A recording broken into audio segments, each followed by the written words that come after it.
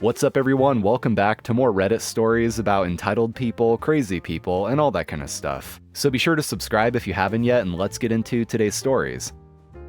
Today I effed up by forgetting I had a prosthetic leg at hospital security. So this happened yesterday when I was taking my daughter to the hospital for a kidney checkup. I've been an amputee for over a decade, so you'd think I'd have the whole security thing down by now. But apparently my brain just decided to take a vacation. I walk up to security, toss my keys and phone into the bin on the conveyor, tell my daughter to go first, and then confidently stride through like I own the place. Beep. The security guard looks up. Step back and try again. Weird, but okay. I step back, walk through again. Beep. Now I'm standing there, confused as hell, while the guard eyes me suspiciously. You got anything in your pocket? I slap my thighs, trying to be helpful. Nope. He frowns. Any metal implants? Nope, I say like a dumbass. Me and the guard just stare at each other. My daughter stares at me. The lady in line behind us stares at me. Then it finally hits me. Oh, right, I don't have a right leg. I start laughing like an idiot and lift my pant leg, showing off my prosthetic. The security guy shakes his head like he's seen it all, and my daughter just looked like, yep, that's my dad. Long story short, I get the usual wand scan and pat down while my kid shakes her head in disappointment. Meanwhile, the lady behind me in line is absolutely losing it. Refusing to help my sister with childcare after her son bullied mine. So I, 28 female, have a 4-year-old son, Max, with my husband, Tom, 29. Max was born with cerebral palsy and needs some accommodations. The main two are his crutches for walking and his AAC. An AAC is an iPad tablet-like device that lets him tap pictures and icons to communicate. Just because he can't physically form the words doesn't mean that he doesn't have meaningful thoughts. He operates and communicates just like any other 4-year-old, and likes to talk about typical things. My sister, Jane, 30, has 2 kids, James, 10-year-old male, and Lucy, 6-year-old female. Jane is a single parent and works longer hours than both me and Tom. To help her out, James and Lucy take the bus to our house every day. We feed them dinner and make sure they do their homework, stuff like that. Jane comes to collect them between 7 to 8 every night.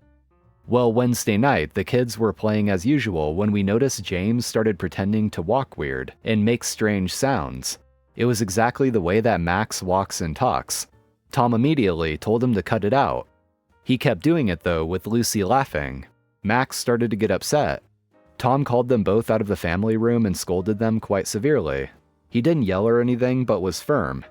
James got very quiet and sat at the table until Jane came. Thursday, he did it again. When I asked him why, he said that his mom told him it was okay. My blood boiled.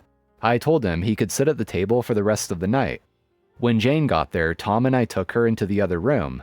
She said that she didn't see the big deal and that he was just joking. I told her that ableism was never funny, and if her kid couldn't act right, he wasn't welcome anymore. She said I was being overprotective and that people were bound to be mean to Max, and that he should learn to deal with it early. I told her my 4-year-old should feel safe in his own house and that I wouldn't help her anymore. She said I wouldn't dare, took her kids and left. Friday morning, I called the school and told them not to send James and Lucy on the bus to my house. They offer an after-school program that you have to pay for that goes until 7 p.m. When Jane arrived to pick them up, I told her that her kids were at the school. She flew into a panic and left to get them. This morning, I started getting texts. How dare I? What was I thinking? I reminded her she would have to pay the bill, and her tone shifted dramatically. Suddenly, she was so sorry and she would talk to James. I told her that the damage had been done and they were no longer welcome. She told me she couldn't afford it. I said it wasn't my problem. Now she's really upset and might have to find another job. Am I the asshole? It's obvious that OP's sister isn't actually remorseful about it. She's only sorry that there were consequences for her. She couldn't care less about her son actually teasing OP's kid, but she only acted sorry when she realized OP was serious about them not being welcome anymore. She could have listened and tried to understand OP's concerns in the first place, but she just completely wrote her off. Being mocked like that as a disabled 4-year-old kid will absolutely have an effect on him, and OP is completely within her right to want to protect and shield him from that in their own home. Sure, he probably will deal with stuff like that out in the world and in school. But that doesn't mean you should allow that kind of teasing or bullying just under the reasoning that it's going to prepare him for the real world. And what kind of messed up logic is that anyway? Hey, your kid's inevitably just going to get bullied in the future, so let my kids bully him so he can get used to it. Wait, you mean I have to pay for my own childcare now? Oh no, actually, I'm so sorry about what my kid did. I'm definitely not just sorry that I don't get free childcare anymore. Homophobic parent wants to set fire to my property. For context, some 30 years ago, my father was given a decent chunk of land in the middle of what was essentially nowhere at the time. Fortunately, the area around that land has developed greatly in the past decade, attracting many businesses and wealthy families, to the point where it's now considered an extremely valuable location. Throughout the years, we have discussed many times how to best take advantage of this opportunity, and it was decided years ago that I should inherit the property and work out a way to make the most of it. I have 2 older brothers who have consistently expressed that I should take charge of this, because I have a civil engineering degree, I have built a network of contacts in the field, and I have worked in urban projects before, so it made the most sense. One of my brothers works in transportation and the other sells insurances. They both have families of their own, so they've trusted me blindly for the past 5 years to see this through successfully. And I have worked tirelessly to develop the property to meet the standards of the wealthy families that have moved to the area. I am extremely optimistic about this, and I'm confident that I could strike a deal on the property as soon as this year. And while not enough to make anyone rich, it might be enough to put all my brother's children through college. Now the problem is, I'm gay. Random, I know. But my parents are both extreme Christians, so I never really felt safe revealing this about me, and so they never knew until recently when one of my nephews accidentally mentioned it at a family gathering. Both my brothers have known this for decades, ever since we were in middle school, because they've always been my main support system, especially through the mess that were my teenage years. They always protected me fiercely in school, they never once judged me, they never snitched. They've always loved me unconditionally, and I just wouldn't be able to express properly the immense sense of gratitude and love that I feel for the support they've provided through my life. Maybe this is part of why I'm so determined to make this whole property deal work out for us. My parents, on the other hand, have always been nothing but awful towards anything non-traditional. You know the type. And as the years go by, they've gone from radical to flat-out deranged. A few years ago, they joined a cult that have nurtured these prejudices. This, along with what I suspect is some onset of dementia, has led my dad to think that I've been touched by the devil, and that I plan to use the property to turn it into some sort of deviant sex house, or devil-worshipping queer drug resort. Nothing very specific or concrete, but his anger is very real.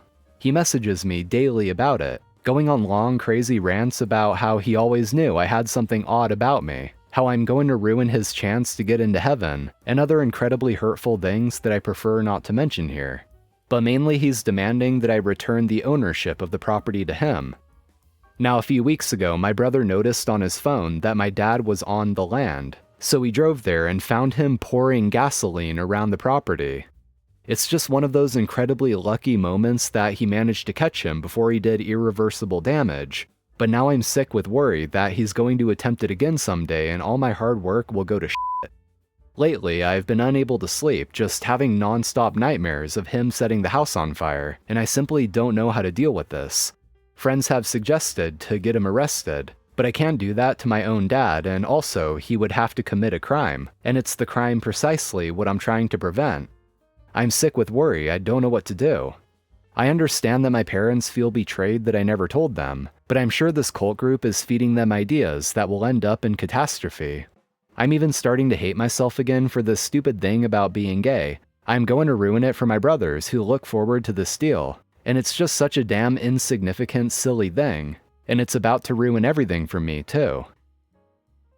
Yeah, that honestly sounds like a pretty awful and stressful thing to have to deal with, worrying about your own parents setting fire to your property. But I don't think you should hold yourself accountable for any of this just because of your sexuality.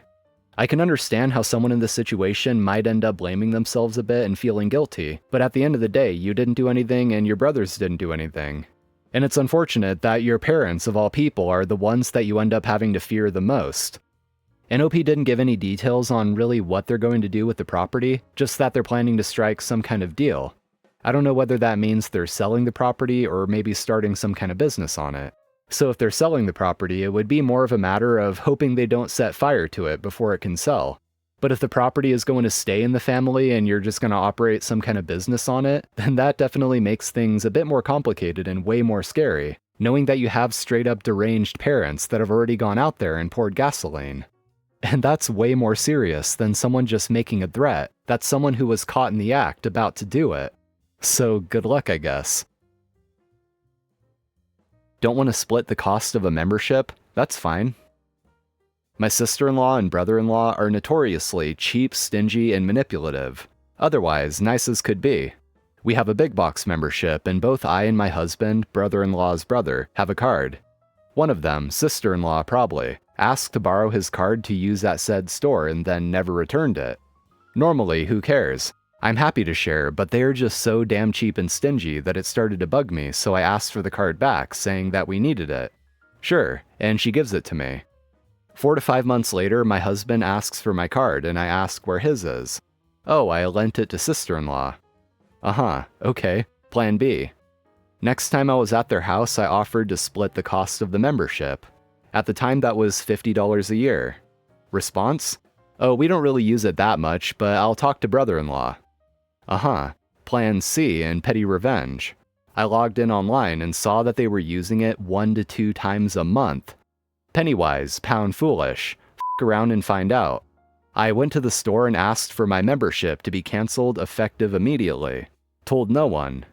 Brother-in-law and sister-in-law went shopping, loaded it all on the belt, scanned the card, and they were presented with the renewal fee. Rather than pay it, they walked out.